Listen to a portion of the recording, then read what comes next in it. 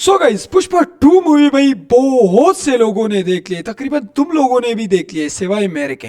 मैंने नहीं देखे, आई शपथ गाइस।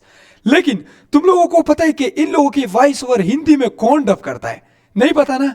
मुझे भी नहीं पता है। तो आज हम यही जानने वाले हैं गाइस कि इन लोगों की वॉइस ओवर हिंदी में कौन डब करता है। जैसे कि पुष्पा 2 का, पुष्पा KGF और जेलर वगैरह वगैरह, इन साउथ मूवीज के वॉइस ओवर को हिंदी में कौन डब करता है, आज हम यही कुछ देखने वाले गाइस। तो अगर चैनल पर नए हो तो भाई चैनल को अभी से सब्सक्राइब कर दो, वीडियो पसंद आए तो वीडियो को लाइक कर दो। चलो देखते हैं, लेट्स सी गाइस। ये वीडियो हैदर टीवी ने बनाई है गाइस, और फर्स्ट टाइम मैं रिएक्शन दे रहा हूँ हैदर टीवी वालों के चैनल पर।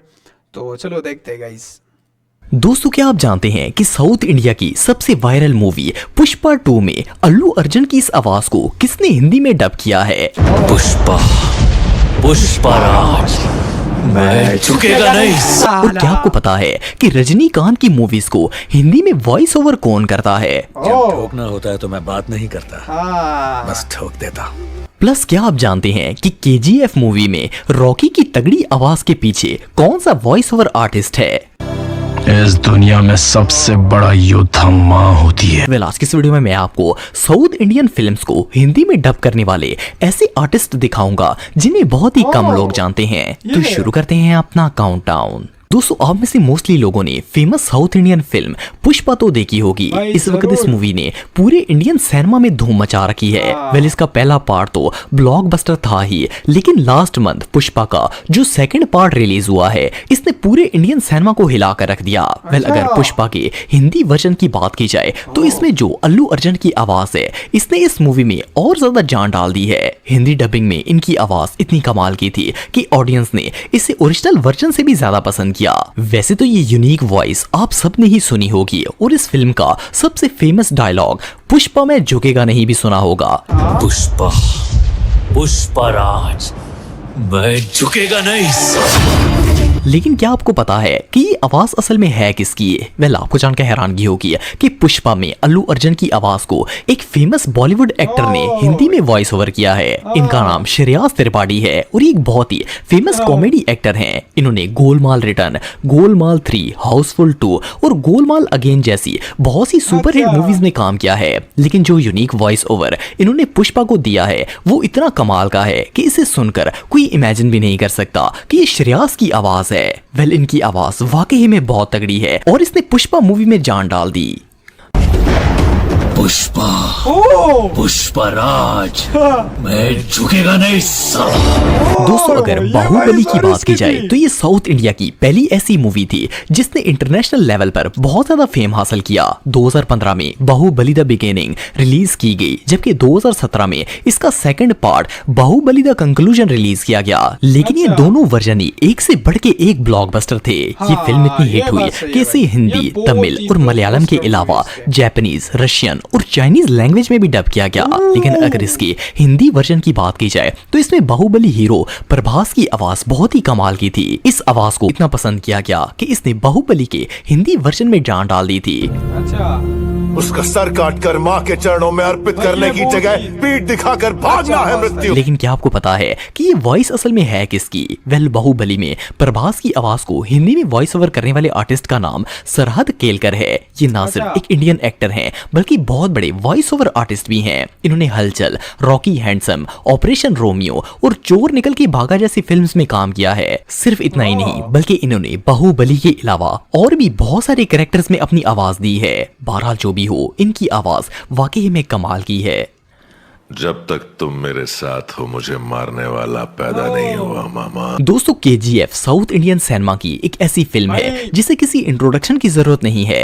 Guys, my favourite movie KGF 1 and 2 और 3 तो अभी तक आई ही नहीं है। वो भी 2025 में रिलीज हो जाएगी, फिर वो भी देखेंगे कि इसका वॉइस और जो है ना कौन हिंदी में डब करे। अभी तक इसके 2 पार्ट्स रिलीज हो चुके हैं और ये दोनों ही ब्लॉकबस्टर थे। इवन आप में से भी बहुत कम लोग ऐसे होंगे जिन्होंने ये फिल्म नहीं देखी होगी। वेल, ये मूवी तो कमाल की है ही, साथ ही साथ इसका BGM भी जबरदस्त है। इसके अलावा इस फिल्म में हीरो यश, जिन्होंने रॉकी का रोल प्ले किया है, इनकी एक्टिंग भी कमाल की है। वैसे तो ये मूवी हर लिहाज से परफेक्ट थी, लेकिन जब इसकी हिंदी डबिंग की गई तो इसमें सबसे कमाल की चीज यश की आवाज थी। थी। इनकी आवाज का वॉइस ओवर इतना जबरदस्त था कि इसने पूरे हिंदी वर्जन में जान डाल दी। आपको जानकर हैरानगी होगी कि यश को खुद भी हिंदी आती थी और इसे वो खुद भी हिंदी में डब कर सकते थे, लेकिन इन्होंने एक बहुत ही कमाल के वॉइस ओवर आर्टिस्ट को सिलेक्ट किया जिन्होंने इनका कैरेक्टर और मूवी दोनों को मजीद बूस्ट कर दिया। वैसे गाइस, अगर मैं तुम लोगों को सच बात, अपनी दिल की बात कह दूं ना, ये जो साउथ एक्टर्स है ना, इन सब के इतने पतले पतले आवाज है, बेकार आवाज होते हैं। अगर ये पुष्पा की मैंने जो है ना रियल वॉइस जो है ना मैंने सुनी थी, वो बहुत ही बेकार था। यश की भी मैंने सुनी है गाइस, बहुत ही बेकार था। सबकी बेकार वॉइस ओवर है गाइस। वेल, इस आर्टिस्ट का नाम सचिन गोल है। सचिन ने अपने एक इंटरव्यू में बताया कि इन्होंने केजीएफ में यश की आवाज को डब करने के लिए बहुत ज्यादा मेहनत की है और इसके लिए प्रैक्टिस की इंतहा कर दी। इनका कहना था कि यश जो कि मूवी के हीरो थे, वो इन्हें बाकायदा आवाज के सैंपल तैयार करने के लिए देते थे ताकि इन्हें पता चल सके कि कौन सा डायलॉग किस तरह बोलना है, और फिर ये यश के बताए हुए स्टाइल और डायलॉग के हिसाब से रिकॉर्डिंग करते थे। Violence, violence, violence. I don't like it. I avoid. Well, शायद यही रीजन थी कि केजीएफ का हिंदी वर्जन इसके ओरिजिनल वर्जन से भी ज्यादा पसंद किया गया था। एनीवे, जो भी हो, इनकी आवाज ने इस मूवी को कमाल बना दिया था।